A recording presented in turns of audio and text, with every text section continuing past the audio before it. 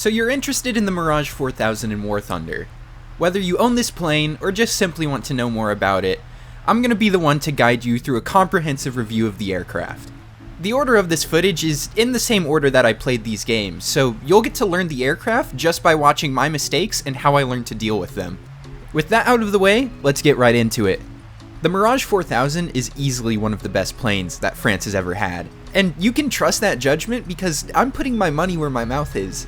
After like my first 2 games, I bought a talisman for it. I'm gonna use it to research the rest of my French tech tree. The first thing I want to talk about is the flight performance, because wow, even off of a first impression, you can really tell how well-rounded it is. Yes, it still has some of the Delta Wing quirks, but if you look at my airspeed, I made one massive 180 for that F-16. It didn't drop half as much as, say, the Mirage 2000, or really anything else named Mirage for that matter.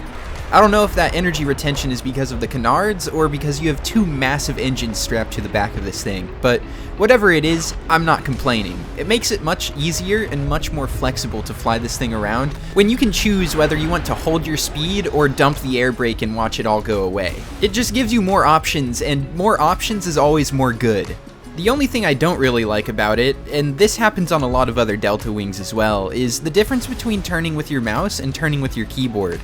When I make a turn with my mouse, it wants to give me like maybe 60 to 70% of its turn rate, but when I press the keyboard down, it gives me 100% of its turn.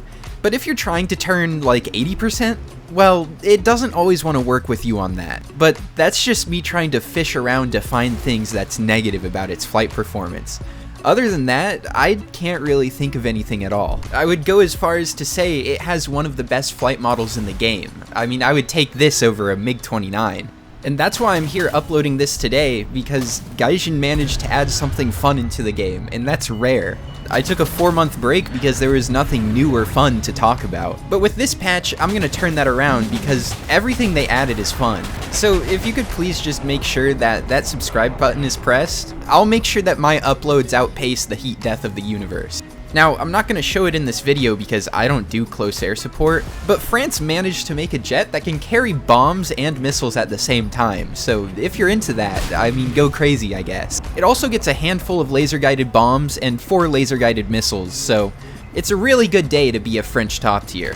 Also, do you see how tanky this flight model is? This isn't the first time I'm going to get hit and just shrug it off. It does make your lift on each wing uneven, which you'll have to get used to, but other than that, you don't really feel any damage you take. And even if both of your engines get shot out, it's 2 Mirage 2000 engines. On just one of them, you're still able to limp back to base perfectly fine. All these things together make me confident enough to dogfight basically anything in this game. F-15? No problem. F-16? Not a worry.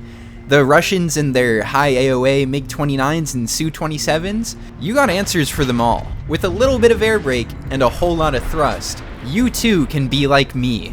But the one thing you can never account for is your teammates, as most of the time when you get into any sort of dogfight, like the little rats they are, they love to come in and swipe any kill away from you the moment they can. Which is really just a factor of top tier at this point. If you're not getting a missile kill in 0.003 seconds, that kill was never yours to begin with in your teammates' eyes.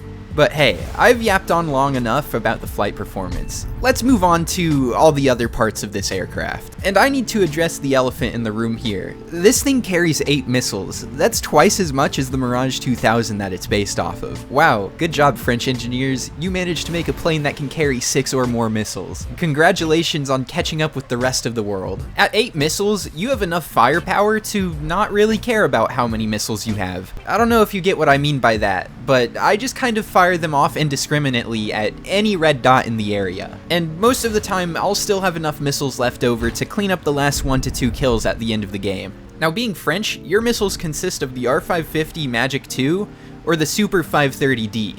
Both of them are good missiles in their own right, but they also have some pretty noticeable flaws. The Magic II is a short-range infrared missile with a lot of thrust, but it only burns for a short amount of time and it has a lot of drag.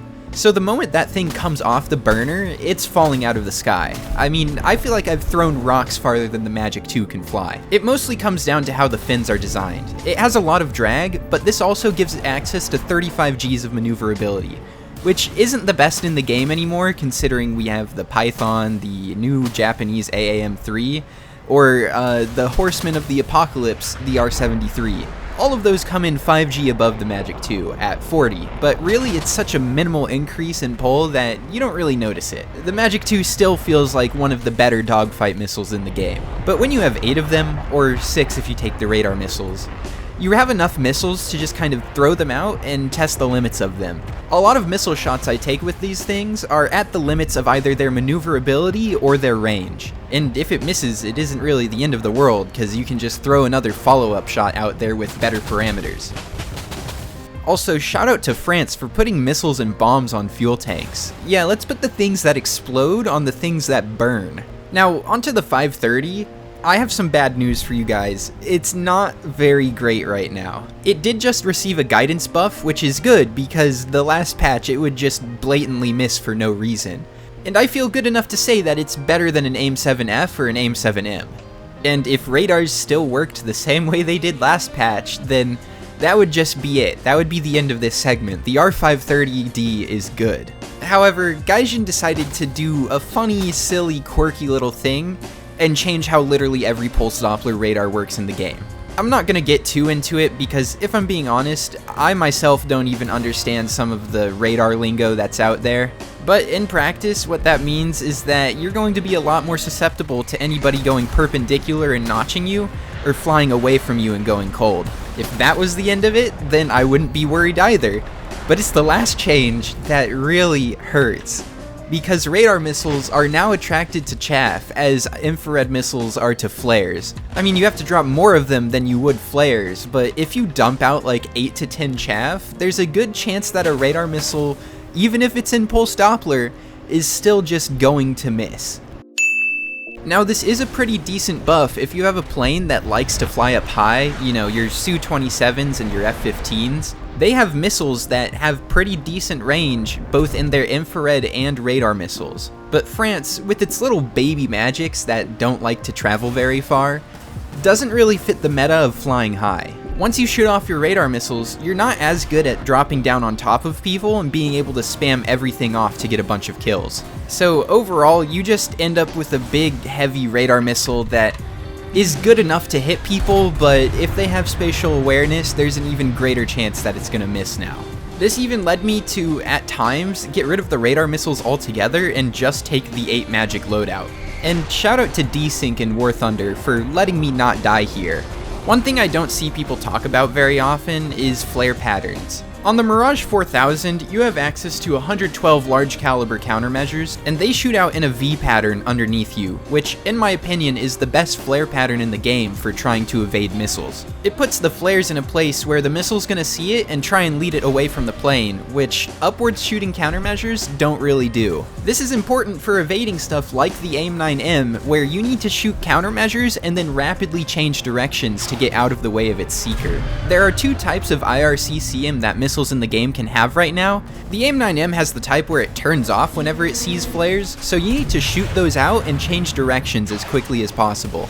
Alternatively, the Magic 2s that you have in your kit have the other type of IRCCM. It's a lot simpler in that the seeker head just shrinks down really tiny when it comes off of the rails, which makes it harder for flares to even get inside of the seeker in the first place. This means that the closer you get with the missile, the harder it's going to get for the enemy to flare it. And this is why you've also seen me use it in 2-kilometer head-ons, because by the time you're able to react to it, it's too late, it can pull 35 Gs, and it's locked onto you. And the only way to counter that is just to flare before the missile is even fired, which is also why you see me just randomly dumping countermeasures at times.